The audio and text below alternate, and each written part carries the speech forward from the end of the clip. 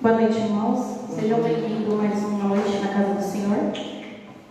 Boa noite também vocês do Facebook que estão nos assistindo essa noite. Sejam bem-vindos para mais um culto. Vamos fechar nossos olhos para orarmos a Deus. Bondoso e amado Pai, obrigado, Senhor, por mais um dia na tua casa. Permitir que cada um pudesse vir até a tua casa, Senhor, na sua paz. Traga aqueles também que estão vindo ainda, Senhor. Traga na sua santa paz, na sua proteção, Senhor. Senhor, que esse momento seja tudo para de honra e glória a Ti, Senhor. Que nada e ninguém venha atrapalhar esse momento, Senhor. Aqueles que estão em casa também, Senhor, nos assistindo, Senhor, coloque Tua mão, Senhor, também abençoe eles. Para que em algum momento eles possam vir à Tua casa, Senhor, para ter o privilégio de poder estar aqui e aprender mais de Ti, Senhor. Senhor, tudo que fizemos aqui, Senhor, do início ao fim desses cultos, que seja para a honra e glória do Senhor, e que nada venha perturbar nós, Senhor. Abra o nosso coração e nossa mente para esse momento, para que a gente possa aprender mais de Ti, Senhor. É o que peço e te agradeço. Em nome de Jesus Cristo. Amém.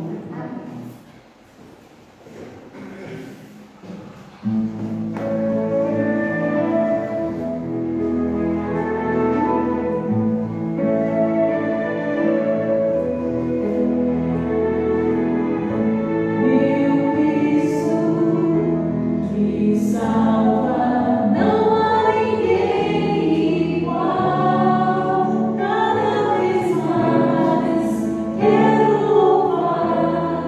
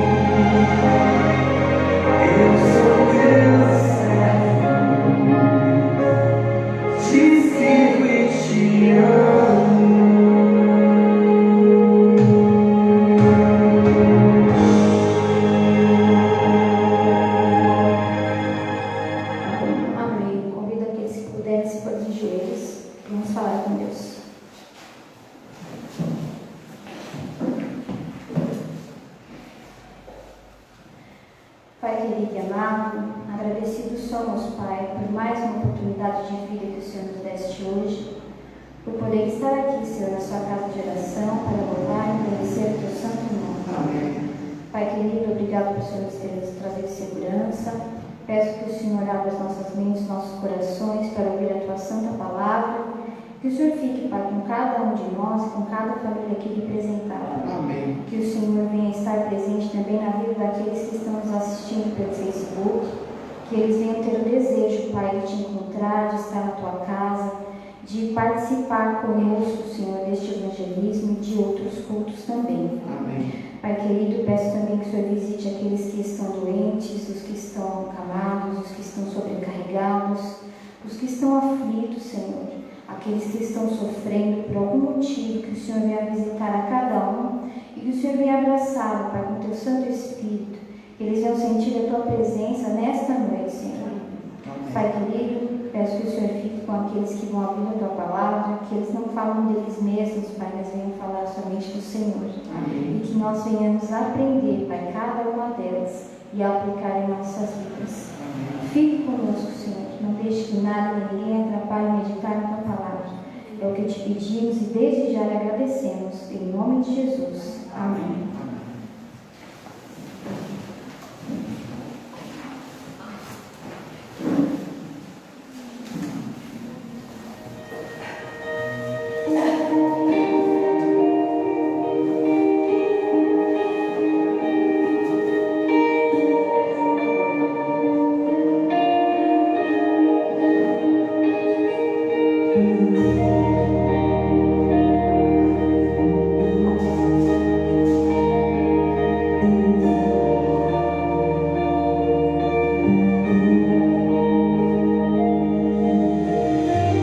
Senhor,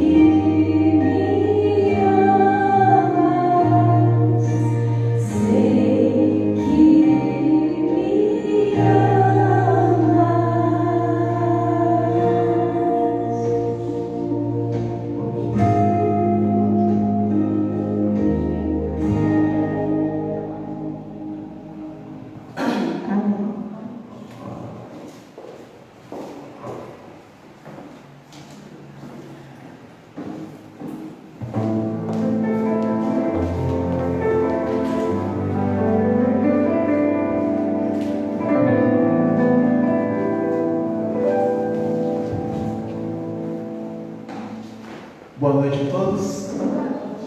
Sejam muito bem-vindos mais uma vez aqui à casa de oração do nosso Deus, estabelecida nesse bairro, no Jardim Lucélia, para mais um culto, para mais um estudo, mais uma classe bíblica, na verdade, para estudarmos mais uma vez a palavra de Deus. Você que nos acompanha através da internet também seja muito bem-vindo. Você é um convidado especial nosso e que juntos aqui nós possamos conhecer a palavra de Deus, engrandecer o nome do nosso Deus e ser edificados na rocha, como é o propósito das palavras do Senhor Jesus. Para nos ajudar aqui nessa noite temos o nosso querido irmão Tiago. Boa noite, irmão Tiago. Boa noite, irmão Pedro. Boa noite, igreja. Vocês nos assistem pelo Facebook, seja muito bem-vindo. E o que nós pedimos aqui é que o Espírito Santo fale conosco e com você. Nós temos sabedoria para expor o tema e vocês têm sabedoria e entendimento para entender. Bom, você sabe como funciona o nosso estudo, ele é interativo, então o ideal é que você participe, que você comente, que você pergunte, tá bom? Para que nós possamos crescer juntos no conhecimento e na graça do nosso Deus. Antes de nós começarmos, vamos então fazer mais uma oração. Convido você a fechar os seus olhos, curvar a sua fronte e vamos falar com Deus. Oremos. Santo Deus e Pai, Criador dos céus e da terra, Salvador e Redentor das nossas vidas, que o Teu nome seja louvado e exaltado neste lugar. Amém. Pai amado, nós estamos agradecidos por ter nos trago em segurança até este lugar, por nos manter em segurança aqui dentro, e também estamos agradecidos, Pai, por poder neste momento tão especial do culto abrir a Tua palavra e ouvir a Tua voz. Que o Espírito Santo abra o nosso entendimento, que Ele nos dê sabedoria, e que o Senhor, com a Tua infinita graça e misericórdia, Pai, nós te pedimos, perdoe esses pecadores que aqui estão nessa noite. Que a Tua graça cubra nossas vidas e que ela nos transforme pelo poder da Tua palavra, em nome de Jesus. Amém. Estamos fazendo a série Eu Acredito, baseado em estudos do livro Nisto Cremos. Para aqueles que não sabem, é este livrinho aqui, tá bom? É o livro que contém as 28 crenças fundamentais dos adventistas do sétimo dia, baseadas única e exclusivamente na palavra de Deus. E hoje nós vamos falar sobre o tema de número 7. Passa um para mim, Rafa. Não sei se aqui tá, se ele está funcionando aqui. Parece que sim. Volta um, por favor. A natureza da humanidade, a natureza do ser humano. Como que o ser humano veio a essa terra? Por que o ser humano é da forma como é nos dias de hoje? É isso que nós vamos estudar neste estudo. Embora muitos creiam que o homem se originou das formas inferiores da vida animal e é o resultado de processos naturais que se estenderam ao longo de bilhões de anos, semelhante ideia não pode de forma alguma ser harmonizada com o relato bíblico. Aí você vê de uma forma muito resumida o que muitos creem como a teoria da evolução, não é? Mas nós vemos que a Bíblia ela fala uma coisa diferente. Por exemplo, abra a sua Bíblia aí, no livro do Gênesis, capítulo 1, o verso 26. Abra a sua Bíblia aí em Gênesis, vamos abrir as nossas Bíblias. Gênesis capítulo 1, versículo 26.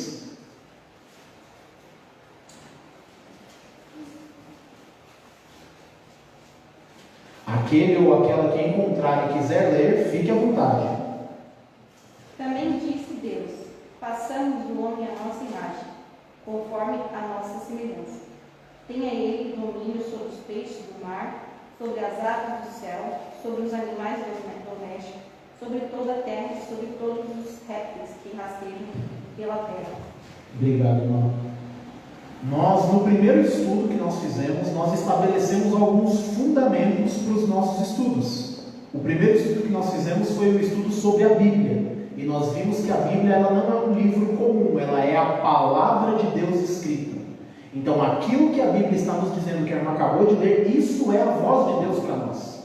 E o que a voz de Deus diz para nós nessa noite? Que nós não somos frutos do acaso.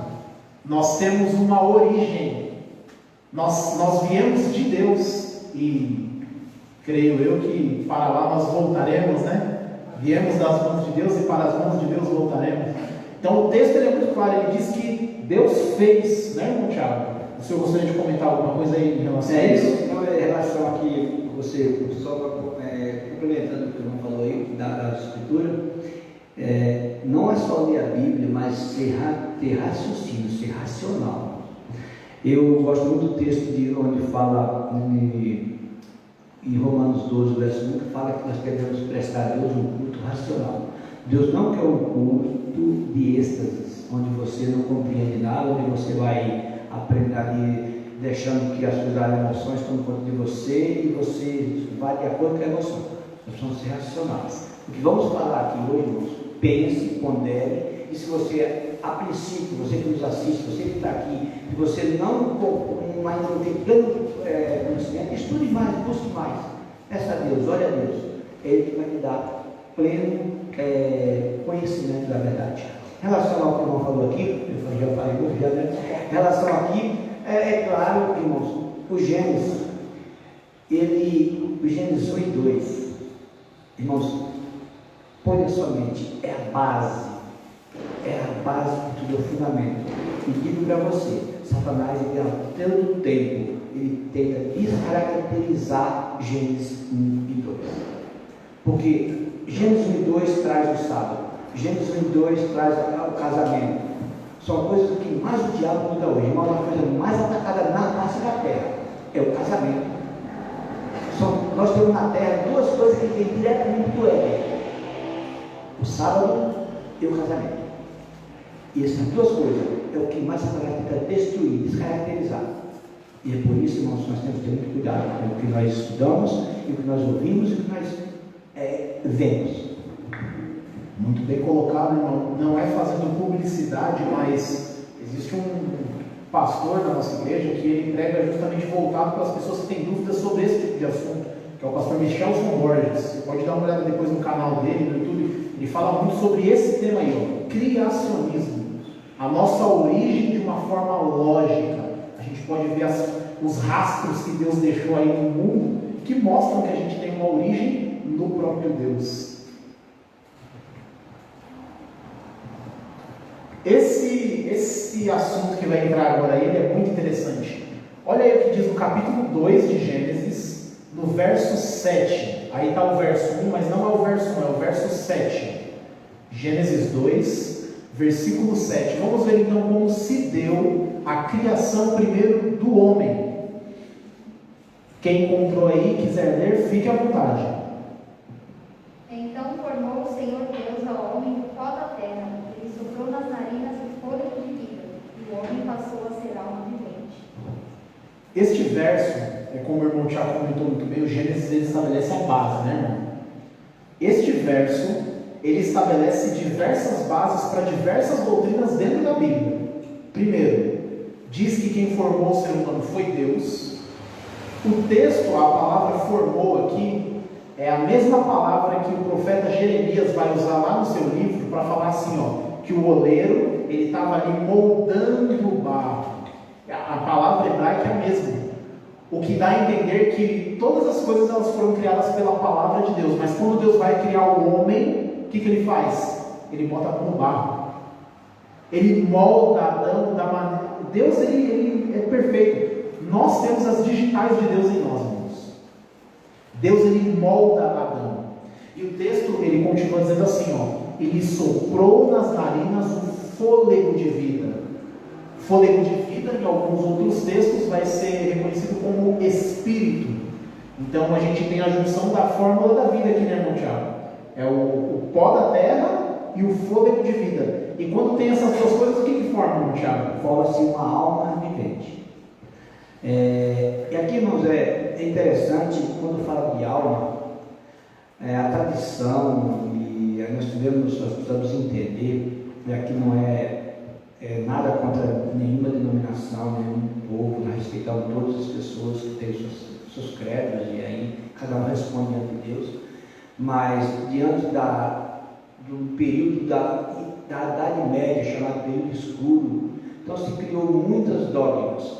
Um deles é que a alma nós temos uma alma. A Bíblia não fala que nós não temos uma alma. Você não vai achar nada na Bíblia que nós temos uma alma.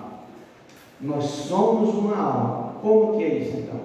A junção de pó da terra, o boneco de barro, com o fogo da vida, se torna uma pessoa, um ser vivente, só que anda, que fala, respira. Quando você tira esse componente, que é o fogo de vida, que é o ar que nós estamos respirando, esse corpo passa a ser inerte e vai virar pó, como nós vemos muitas vezes nossos entes queridos não morrem. Irmão, eu lembro quando eu era criança, eu assisti o desenho do Gasparzinho. E aí, então quer dizer que aquela ideia do Gasparzinho, aquilo ali é balela da história. Nem existe, ali é tradição, ali é mitologia totalmente pura. Então nós não temos uma alma que sai de dentro de nós. Nós somos uma alma, não é isso?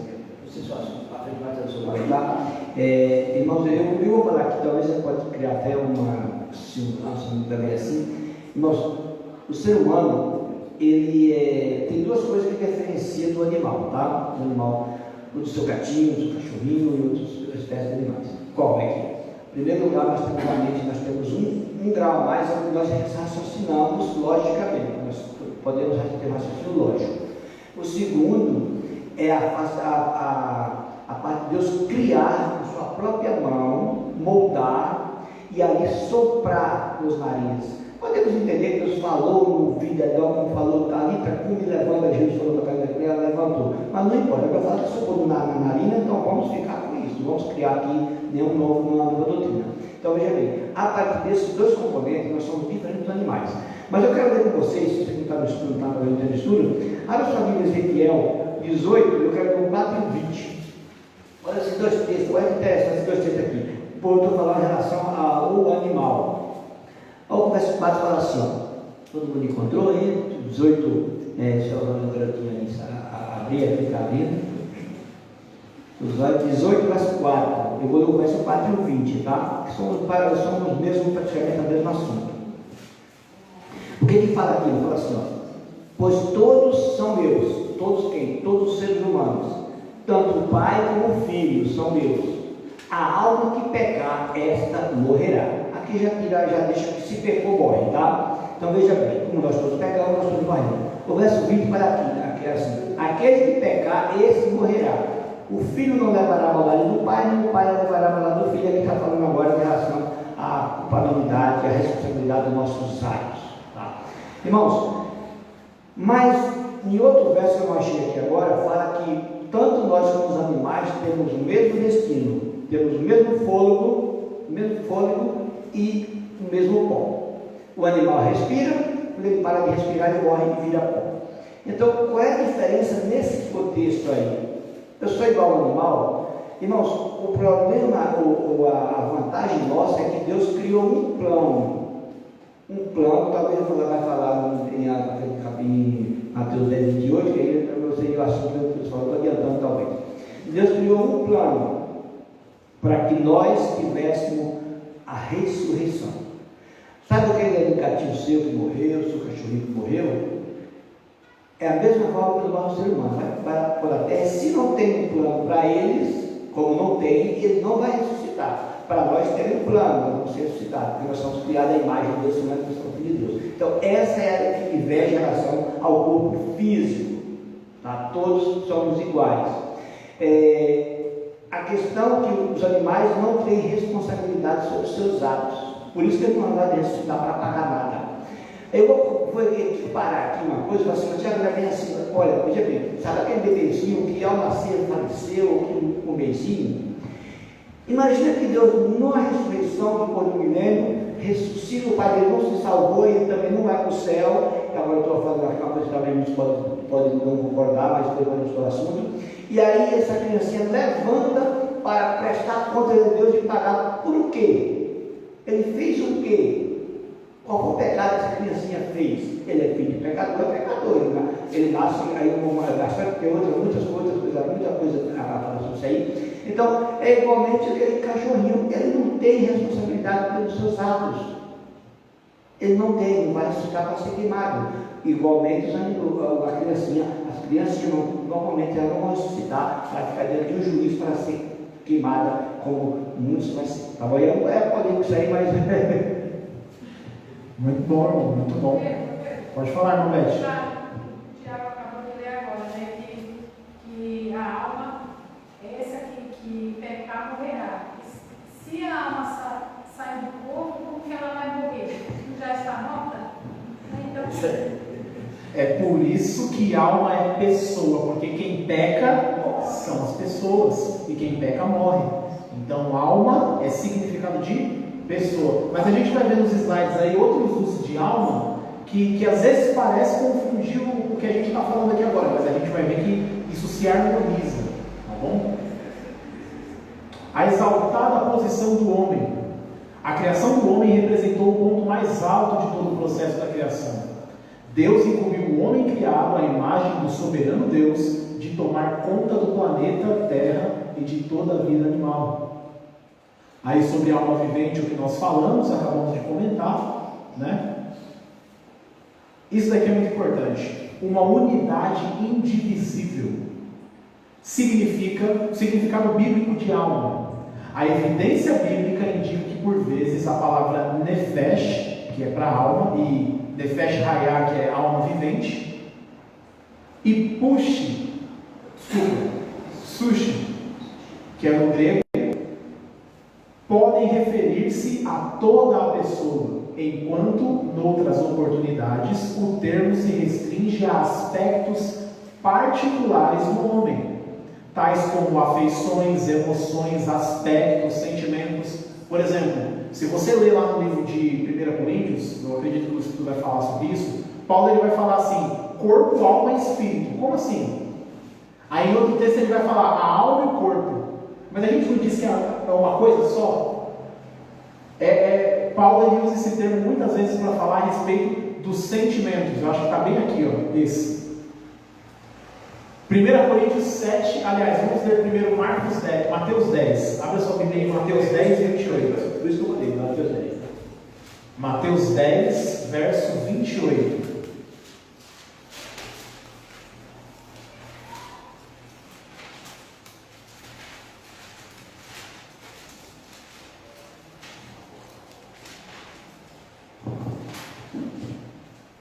Aquele ou aquela que encontrar, pode ler. Não temais os que matam o corpo e não podem matar a alma. Temei antes daquele que pode fazer perecer no inferno tanto a alma como o corpo. E aí? Agora ele usa a palavra corpo e alma. E aí, Pedro? A gente tem que entender que muitas vezes no texto bíblico ele usa uma palavra para outro tipo de significado. Por exemplo, neste verso aqui que a Letícia deu para a gente, alma, ela não faz referência àquela alma vivente que Deus criou no princípio. A alma nesse texto tem o significado de vida eterna. Olha como é que o texto fica. De novo, lendo aqui agora, substituindo a palavra. Não temais os que matam o corpo, mas podem tirar a tua vida eterna. Entende isso? Ele usa o termo alma para falar como se fosse daquele fôlego de vida que somente Deus pode destruir, como o Tiago mencionou, que ele vai destruir no fogo eterno no final dos tempos. Aqui ele usa a expressão alma para se referir à vida eterna. Um outro texto que é meio polêmico também, 1 Coríntios 7, 34. Se você abrir aí na sua Bíblia, eu vou abrir aqui também, 1 Coríntios, capítulo 7, versículo 34. Mais um voluntário ou uma voluntária para ler? E assim está dividido, também a mulher, tanto a viúva como a virgem, uso das coisas do Senhor, para ser santa. Assim no corpo como no espírito, a que se casou, porém se preocupa com as coisas do mundo, e como agradar ao marido. Aí ele utiliza já as expressões corpo e espírito. Espírito seria um simbolismo para o fôlego de vida que Deus soprou nas narinas de Adão. Então a gente pode ver, como diz aí no slide, união dupla, como Paulo coloca aí nesses textos e o evangelista Mateus também. União dupla, embora a Bíblia veja a natureza do homem como uma unidade, ela não define precisamente o relacionamento entre corpo, alma e espírito. Por vezes, alma e espírito são usados como sinônimos. Em certo momento, o homem é caracterizado como corpo e alma, como diz Mateus 10, 28. E no outro momento, corpo e espírito. Em alguns outros textos, inclusive, ele vai usar a palavra alma para se referir a sentimentos. Meu Pedro, esse texto de Mateus 10, 28, ele é um texto muito usado para os que defendem a imortalidade da alma, tá?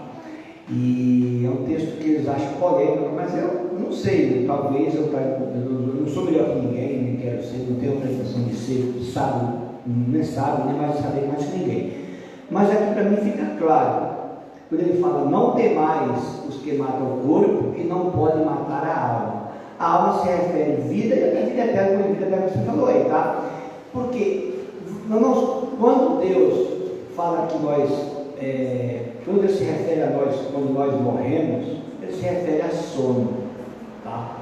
Porque essa vida que Deus deu ao unir a alma, ao espírito e o corpo e tornar sua alma vivente, essa união que Deus deu, só Ele pode desfazer. O ser humano pode matar o corpo, mas não pode desfazer essa união do corpo e da alma vivente. Então aqui veja bem, então quando você morre, Deus falou para os apóstolos, olha, eu vou lá acordar o Lázaro não está dormindo, a senhora, o seu pai, vamos estar dormindo, você vai acordar, deixa o pai dormir, descansar. Ele disse, não, para vocês, ele está morto, você não tem poder para levantar ele, mas eu sou Deus, eu tenho poder para acordar ele, então para mim ele está dormindo. Para Deus, você não morre, você dorme. Tanto é que quando você aceita Jesus como seu salvador pessoal, você já começou a viver a vida eterna. Porque ela inicia, não para mais. Mesmo que você tenha interrompido pela morte, você vai estar só dormindo para ser acordado. E você não vai acordar e começar tudo de novo. Você vai só dar prosseguimento à sua vida. Irmão, é por isso que a Bíblia usa a expressão aqueles que dormiram em Cristo. Isso. Entendeu? Aqueles que dormem em Cristo. Quem morre, irmãos, é quem dorme, é quem morre sem Cristo. Se você quer morrer, você vai morrer sem Cristo. Aí você escolhe. Mas se você não quer morrer, procure Cristo. Porque você e eu não temos mérito nenhum para nos salvar. Não temos condição nenhuma. Então eu preciso de Cristo para esse sim me salvar. Essa é a questão. Então isso aqui é muito claro. Eu devo temer a Deus, porque Ele fala assim, ó. Temei antes aquele que pode destruir no inferno, no fogo eterno, no caso do inferno, a sepultura, mas e refere também ao dia que inferno de fogo vai existir, o inferno de fogo de queimar, não eternamente, mas é um processo eterno, a alma e o corpo. Nesse dia, quando você for ressuscitar, você vai adquirir o seu corpo. Tá? Aí não me pergunte se é esse aqui agora, talvez que vai ser outro corpo. Tá? E aí você vai ser queimado, aí você vai ser queimado os dois juntos e nunca mais. Então veja bem, se a alma vai ser destruída, por que ela vai eternamente? Se uma pessoa não todo mundo tem, eu vou segurar agora, eu vou falar, vou dar um tempo aí. Veja bem, por que eu falei no início? A base da Bíblia, a base de entender Deus, a base da nossa existência é Gênesis. Porque quando eu creio nisso aqui, que eu tenho uma alma, que eu não morro mais, eu morri aqui, sai uma alma, sai lá, vem fulano de um Casparzinho, vai vir por aí, então eu não morro mais. Eu estou cuidando na evolução, queridos. O homem evoluiu, Deus deu corpo e o fôlego, ele é uma pessoa andando, agora já tem uma alma dele, ele foi evoluindo. Você percebe, irmão, o perigo? Eu gostei muito do que o irmão mencionou. Isso nos traz a ideia, que é bíblica, de que a vida está única e exclusivamente nas mãos de Deus. Porque mesmo que alguém nos mate, a nossa vida está escondida onde? Em Cristo. E se ela está escondida em Cristo, ninguém pode tirar minha vida de mim. Olha que coisa bonita. Isso é segurança, irmãos. Segurança de que mesmo que eu venha descansar do sono da morte, eu vou voltar a viver um dia e para viver para sempre.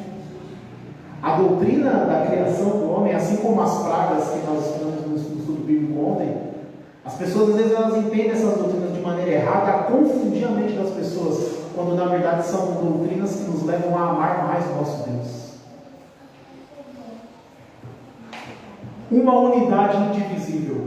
Você é uma unidade indivisível. Você é composto agora vamos falar do que você é composto hoje.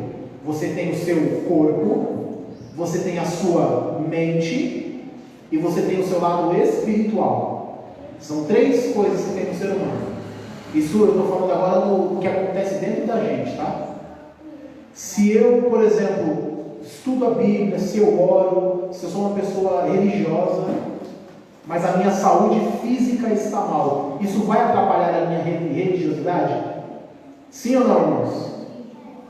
A parte física, então, influencia na minha vida espiritual. Se eu estou bem, sou uma pessoa que me exercito, como bem, tenho uma vida saudável, mas não consigo dormir de noite, não consigo botar a cabeça para dizer que eu não tenho paz, a minha vida espiritual está sendo afetada pela minha vida física? Ou vice-versa? Do mesmo jeito. E a parte mental também. A parte mental a gente desenvolve adquirindo conhecimento. Por isso que, tanto na carreira cristã como na carreira da vida secular, o ser humano sempre está em crescimento. Ele sempre tem que estar aprendendo coisas novas. Nós não podemos parar no tempo. Sempre temos que aprender mais e mais. E a Bíblia está aí para isso. A cada estudo que a gente faz aqui, a gente aprende coisas novas. É ou não é, irmãos? Eu fico fascinado toda vez que eu estudo o tema em casa para passar para vocês e eu chego na igreja e aprendo uma coisa que eu não aprendi em casa. A Bíblia é o melhor material para a gente crescer mentalmente, espiritualmente, e aí a parte física vem do bom cuidado da nossa saúde. Criado à imagem e semelhança de Deus. Tem sido frequentemente sugerido que as dimensões moral e espiritual do homem revelam algo a respeito da natureza moral e espiritual de Deus. Uma vez, porém, que a Bíblia ensina que o homem representa uma unidade indivisível do corpo, mente e alma, as características físicas do homem também devem, em certa medida, revelar a imagem de Deus. É um questionamento que existe há muito tempo, inclusive. Como que nós somos a imagem e semelhança de Deus? Será que nós nos parecemos com Deus? A linguagem dos seus livros vai dizer, inclusive, isso, que nós nos parecemos com Deus. Mas, quando a Bíblia fala imagem e semelhança, é algo muito mais voltado para as questões morais do que para as questões físicas. Por exemplo, Deus tem liberdade de escolha. Tem ou não tem? Ele escolhe aquilo que Ele quer. E Ele deu isso para o ser humano. O ser humano também tem liberdade de escolha.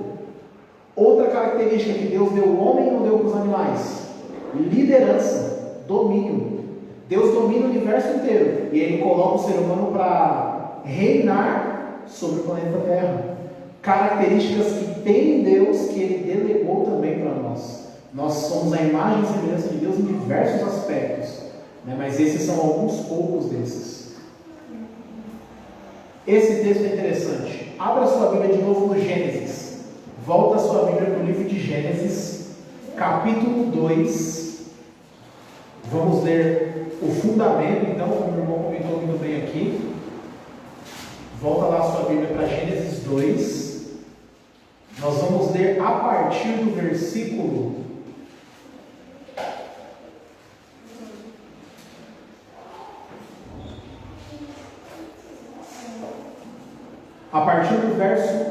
18.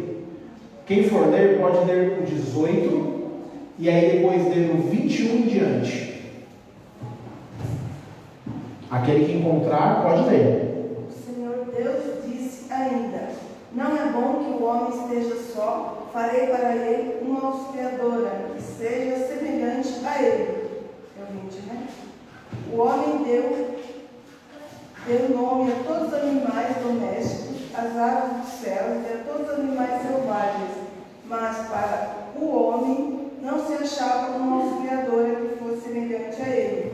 Então o Senhor Deus fez cair um pesado sono sobre o homem e este adormeceu. Tirou-lhe uma das costelas e fechou o lugar com carne. E da costela que havia tirado do homem, o Senhor Deus formou uma mulher e a levou até ele. E o homem disse: esta, afinal, é ossos dos meus ossos, é carne da minha carne. Será chamada varoa, porque do varão foi tirada. Por isso o homem deixa o pai e mãe e se une à sua mulher, tornando-se os dois uma só carne. Ora, um e outro, o homem e a mulher, estavam nus e Obrigado, irmã Ana. O primeiro verso que a irmã leu, que é o verso 18, ele diz que não é bom que o homem esteja só. Nós não fomos criados para ser eremitas, para ser aquela pessoa que se esconde lá no alto de uma montanha, se isola do mundo inteiro e passa a vida toda em meditação. Nós não fomos criados para ser assim. Nós fomos criados para ser dessa maneira, irmãos. Estar em contato com outras pessoas. Por isso que esse negócio da pandemia, irmão Thiago, está afetando muito o psicológico de muita gente, porque as pessoas, muitas se distanciaram, e isso causa nas pessoas um colapso na mente. Precisamos do contato umas das outras. Mesmo que no momento a gente precise estar de máscara, esse contato aqui é saudável para o ser humano. Aqui o texto está falando também de Eva, né? Como Deus forma Eva numa costela de Adão. Mas o texto ele não está falando só no sentido matrimonial. Não é bom que o homem esteja só em diversas circunstâncias. Aquele que não tem uma parceira ou aquela que não tem um parceiro, não é bom que esteja só longe dos amigos, longe dos familiares. É bom que nós estejamos juntos uns dos outros. Deus nos criou para termos relacionamento. Por mais que esses relacionamentos sejam difíceis. Fala a verdade. Às vezes tem aquele familiar que pisa no seu calo, né? Às vezes tem aquele familiar que você não gosta muito. Às vezes tem aquele que fala uma coisa ou outra. Mas Deus nos criou para estarmos em contato com as pessoas. Também fomos criados para administrar o ambiente. Se a gente for ler aqui no texto também, vai dizer que Adão e Eva tinham que cuidar do jardim, eles tinham que trabalhar no jardim. Eles também dominavam sobre os animais, tanto que no texto que a irmã leu, quem dá os nomes para os animais é Adão. Então Deus ele também nos criou como administradores desse planeta. Essa parte aqui é muito interessante, eu gostaria de comentar um pouco sobre ela. Olha o que diz em Gênesis 2, versículo 17. Um voluntário e uma voluntária para ler o texto também. Fala assim, ó. Mas da árvore do conhecimento do bem e do mal, dela não comerás, pois no dia que dela comeres, certamente morrerás. Irmão Tiago, quer dizer que tinha uma condição para eles permanecerem naquele lugar? Sim, a condição ela era para Adão e Eva, e também hoje também para nós, tá? Não mudou muito. A condição era estar unido à videira, era estar em obediência, em conformidade. Muitas pessoas pensam assim, mas por causa de um fruto, vai pegar uma maçã, porque fosse uma maçã, né? Assim, por causa disso não foi, perdeu tudo isso. O fruto em cima, o ato. Pense em você uma coisa, o pecado, você que nos assiste, o pecado não é o ato formal. O pecado é antes. Qual é o pecado? Não foi o pecado de Eva, não foi o pecado de Adão aqui. Foi a desobediência, foi a dúvida, duvidar. Eu estou vendo aqui a irmã e o irmão que joga com uma garotinha do lado. Se um dia você fala para o seu filho e fala, olha, isso assim, assim. Ele fala, tá bom papai, tá bom mamãe. Mas chega alguém e fala assim, olha, não é assim não, ele vai estar mentindo para você. Ele fala, não, ele vai se dar vontade de você. Você se sente bem? Não, porque você puxou, eu sou o pai dele, sua mãe. Falei para ele, ele não vem de mim, ele não conhece. Esse foi o pecado de Adão e Eva, não foi o comer do fruto, foi a desobediência. Deus falou, se vocês comerem, morreria. Mas morreu na hora, aquele fruto era venenoso. Eu até estava pensando aqui em casa, eu pensava que era besta, né? Mas no céu, eu falei assim, eu queria ver fruto da vida, eu posso comer, eu me permita, ver se morre. Você teve o veneno? Passar dentro do ser humano. Ela apenas pode pensar, né? Veja bem, irmãos, aquele fruto não é venenoso, não tinha veneno nele, não. Era um fruto como outro, era só de obediência. Agora você fala para o seu filho assim, ó, tá vendo, ó? Esse aqui, esse pacote de biscoito aqui, você pode comer. Mas esse outro aqui, vamos deixar para abrir quando vir a vovó, o vovô, o tio lá, não dá para ela comer junto. Mas seu filho depois vai lá e abre e come. Você gostaria disso, irmão? Não há. Verdade, muito bem colocado. Deus poderia ter evitado o surgimento do pecado, e para tanto bastaria que houvesse criado um universo de robôs. Por que o pecado existiu no nosso planeta? Porque Adão e Eva tinham uma liberdade de escolher. Você hoje teve a liberdade de escolher ficar em casa debaixo das cobertas ou vir à igreja. Você tem a escolha todos os dias entre obedecer a Deus e desobedecer a Deus. Como o irmão mencionou, continua muito parecido nos dias de hoje, se não igual. Então, nós fomos criados com a liberdade de escolher falar não para Deus, porque se nós não fôssemos criados com a liberdade de escolha, nós não poderíamos verdadeiramente amar a Deus. E Deus não queria um relacionamento de obrigação, Ele quer um relacionamento de escolha. Deus quer que você escolha, por sua livre e espontânea vontade, servi-lo e amá-lo. Deus é maravilhoso, porque Ele é o soberano do universo e Ele ainda deixa a gente escolher. Olha que coisa maravilhosa. Aqui menciona a questão da queda, consequências imediatas da queda. Eles morreram naquele momento? Fisicamente não, mas teve algumas consequências que perduraram. Abra sua Bíblia em Gênesis 3. Gênesis capítulo 3, nós vamos ler a partir do verso 7. Gênesis 3, verso 7 primeiro.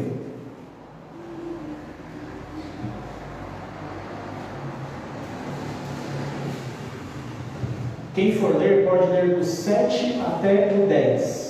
Um voluntário ou uma voluntária. Abriram-se então os olhos de ambos, e percebendo que estavam nus, coseram folhas de figueira e fizeram cintas para si. Quando ouviram a voz do Senhor Deus, que andava no jardim pela viração do dia, esconderam-se da presença do Senhor Deus, o homem e sua mulher, porém entre as árvores do jardim. E chamou o Senhor Deus ao homem e lhe perguntou: onde estás? Ele respondeu: ouvi a tua voz no jardim, e porque estava nu, tive medo e me escondi. Adão e Eva pecam. Qual é a reação deles quando eles vão ter um encontro diário com Deus? Eles se escondem de Deus. Quando você faz alguma coisa errada, eu tenho certeza de que o sentimento que vem à sua mente, ao seu coração, é vergonha. Para mim é assim. Quando eu faço algo errado, um dos primeiros sentimentos que eu sinto é vergonha. E foi isso que aconteceu com eles. Nesse momento aqui em diante, Adão e Eva não veem mais a Deus. Agora eles só ouvem Deus falar. E olha o que diz dos versos 11, do verso 10 ao verso 13. Mais um outro voluntário, uma outra voluntária para ler para nós. Ele respondeu: ouvi a tua voz no jardim, e porque estava nu, tive medo e me escondi. Deus perguntou: quem lhe disse que estava nu? Você comeu da árvore da qual ordenei que não comesse? Então o homem disse: a mulher que me deste para estar comigo, ela me deu da árvore e eu comi.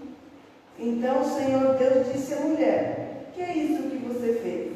A mulher respondeu: a serpente me enganou e eu comi. Obrigado, irmão. Até aí. Irmão Tiago, alguma coisa mudou no relacionamento de Adão e Eva aí agora? Com certeza.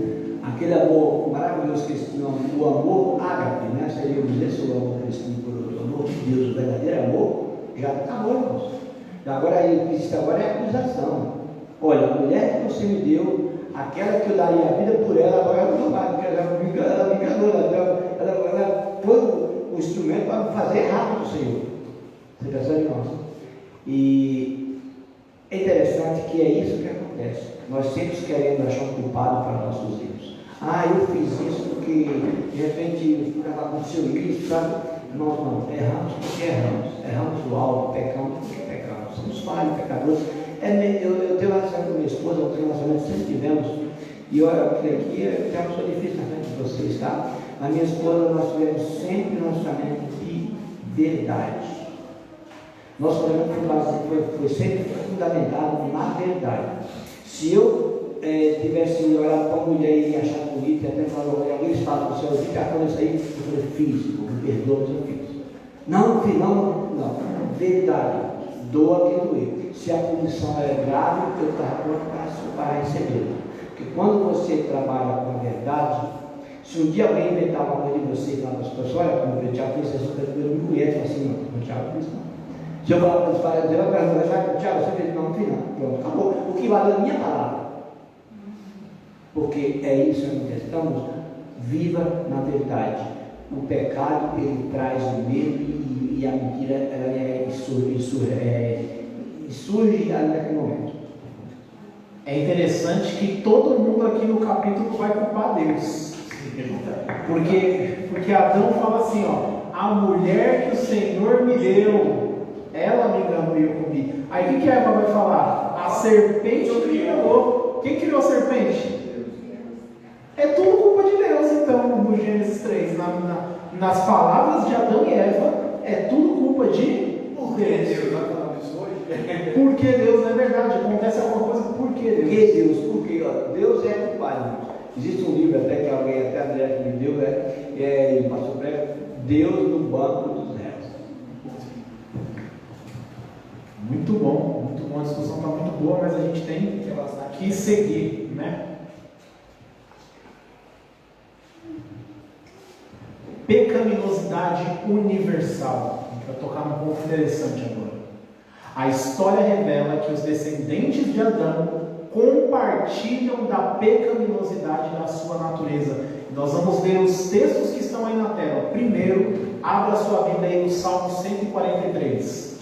Salmos 143, versículo 2.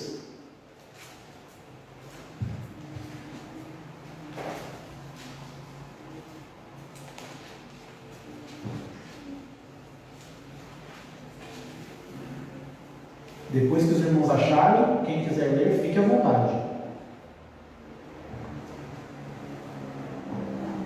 Aqui fala assim, não entre, na minha linguagem, fala assim, não entres em juízo com o teu servo, pois à tua vista não se achará justo nenhum, não achará justo nenhum vivente. Nenhum justo.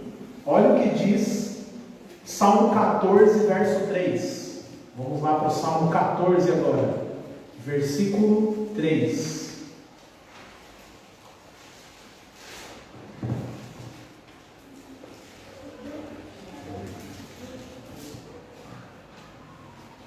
Mais um voluntário ou uma voluntária para ler para nós? Todos se extraviaram e juntamente se corromperam. Não há quem faça bem, não há nem Forte, hein? 1 Reis 8,46. Olha esse texto. 1 Reis 8,46.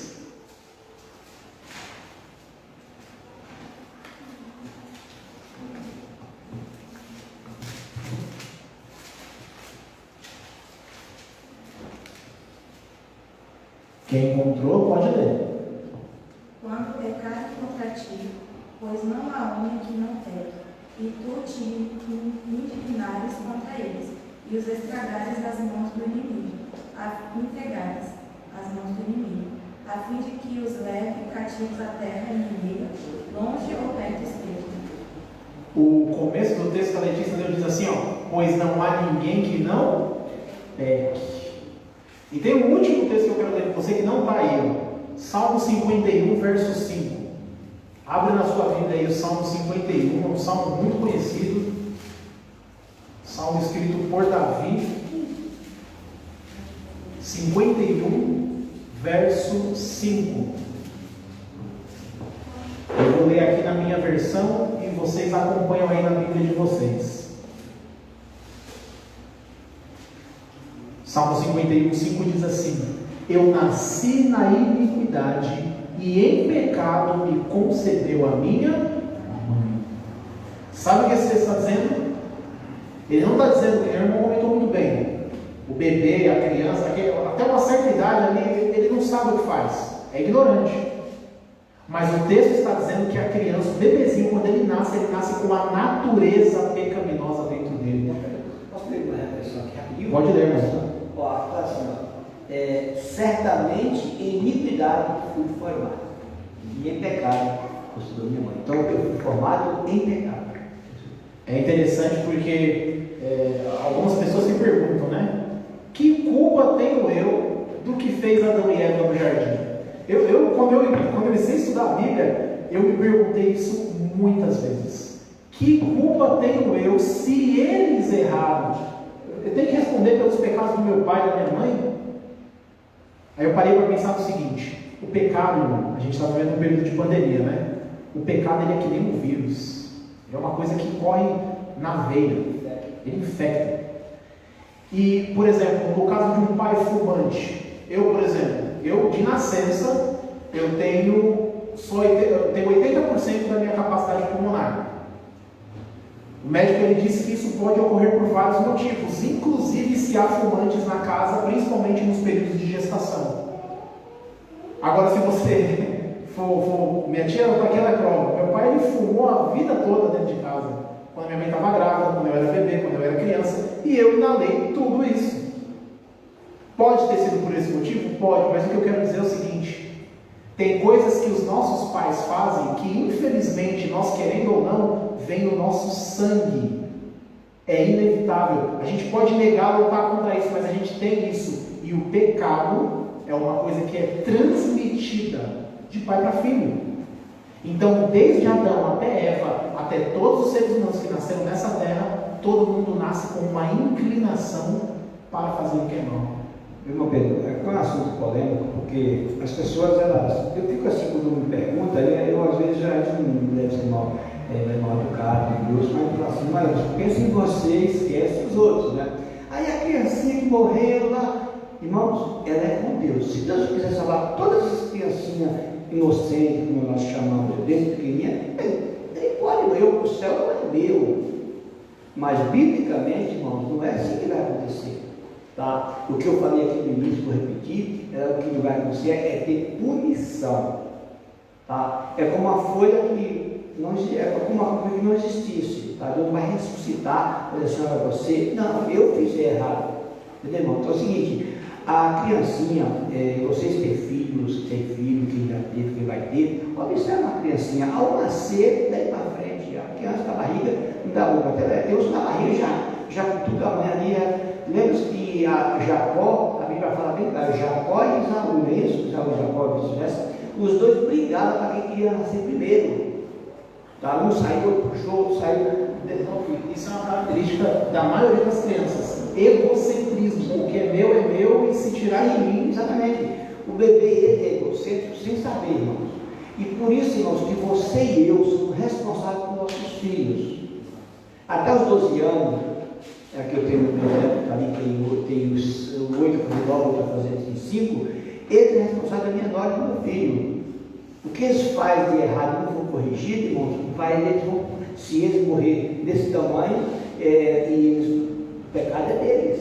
Eles têm que corrigir. Por isso a criança, Deus fala, não tirar a vara da criança, mas não mate. Tá? Porque hoje os pais procuram o diabo trabalha nos extremos. Não faz nada ou faz demais. É assim, você olha, e aí a criança ali para não fazer nada. A lei não foi criada para os filhos assim, não é assim. Então, veja bem, irmãos, a criança, ela é responsabilidade dos pais, mas ela nasce com o filho. O pecado, ele está genético. Você já nasce com o primeiro ponto, egoísmo. Muito bom.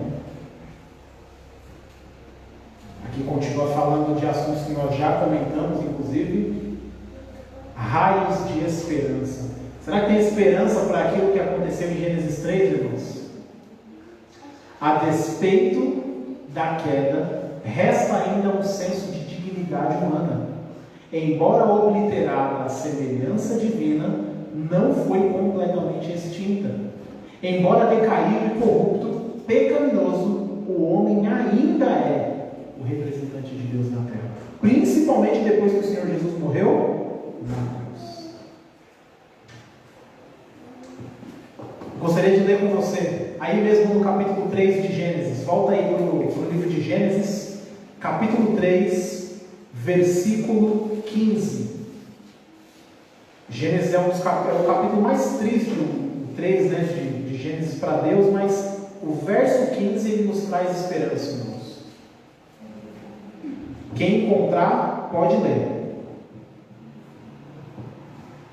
Porém, inimizade entre ti e a mulher, entre a tua descendência e o seu descendente. Este te ferirá a cabeça, e tu lhe ferirás o calcanhar. esse texto, ele nos concede esperança. Quando Deus faz menção a essas palavras, ele está falando para quem? Ele está falando para a serpente. E ele fala assim, ó, eu vou colocar uma inimizade. Vai ter uma diferença, vocês vão lutar. Você e o descendente da mulher. E o descendente da mulher aqui, em última instância, é o Senhor Jesus Cristo. E ele fala assim, ó, você vai picar o calcanhar dele. Satanás, ele providenciou todo o sofrimento possível quando Jesus foi crucificado. Ali o calcanhar de Cristo foi picado. Mas o texto fala que o descendente da mulher faria o que com a serpente? Esmagaria a cabeça. Pedro, eu vou ler o texto do Carlos, eu não tenho comigo você dá um aqui, para entender. Ali Deus estava falando com um animal. Olha o que fala em Apocalipse 12, 9, não precisa me abrir, só comparar aqui, ó. E foi precipitado, foi jogado o grande dragão, a antiga serpente que se chama Diabo e Satanás, e que engana o mundo todo para aqui. Você percebeu, irmãos? Deus não estava falando para um animal que foi apenas um médio que foi usado por Satanás.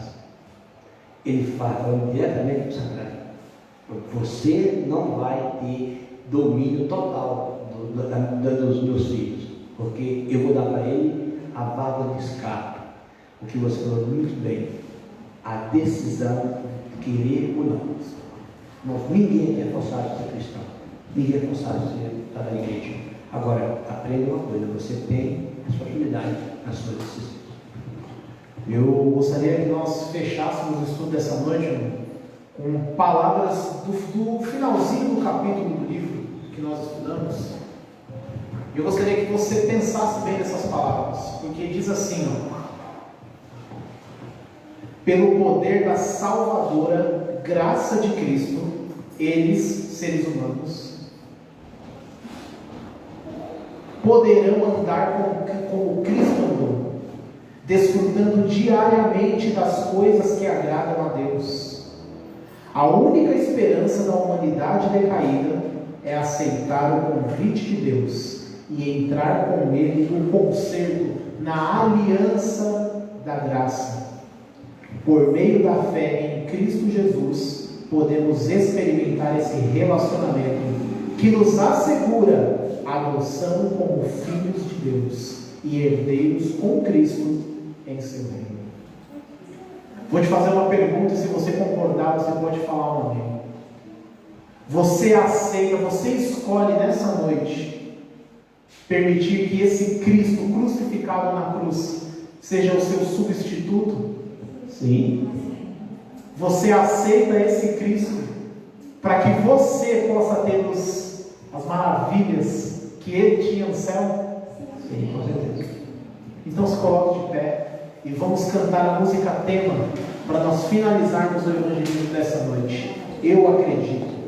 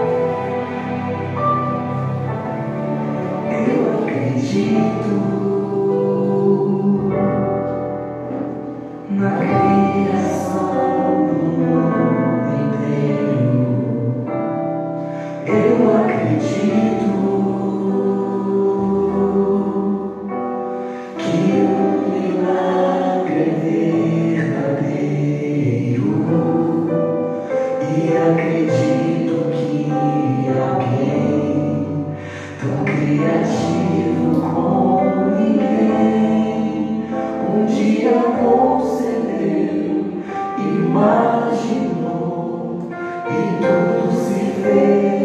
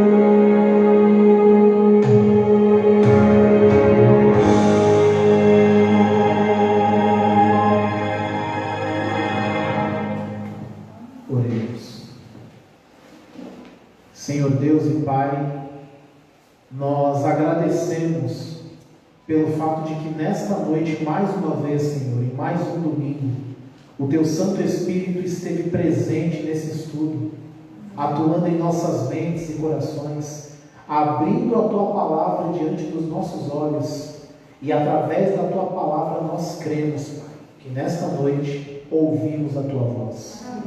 Senhor, agradecemos por nos ensinar que temos uma origem, e a nossa origem, Pai, não veio através do acaso, não veio através da evolução, muito menos de um animal. Nossa origem vem das Tuas mãos, Pai. E nesta noite nós pedimos que o Senhor nos ajude para que continuemos no caminho de volta para as Tuas mãos. Senhor, proteja a cada um que está aqui nessa noite, proteja as Tuas famílias representadas, nos abençoe, Pai, para que sejamos verdadeiramente Seus servos, para que escolhamos brilhar por Ti, para que escolhamos, diante de um mundo cruel, proclamar as verdades daquele que nos chamou das trevas para a maravilhosa luz. Guarda nossas vidas nessa semana que nos é desconhecida, leva-nos em paz aos nossos lares provisórios, É o que nós pedimos e agradecemos em nome de Jesus. Amém. Podem se assentar, façam a sua oração silenciosa e estaremos à porta para cumprimentar a cada um.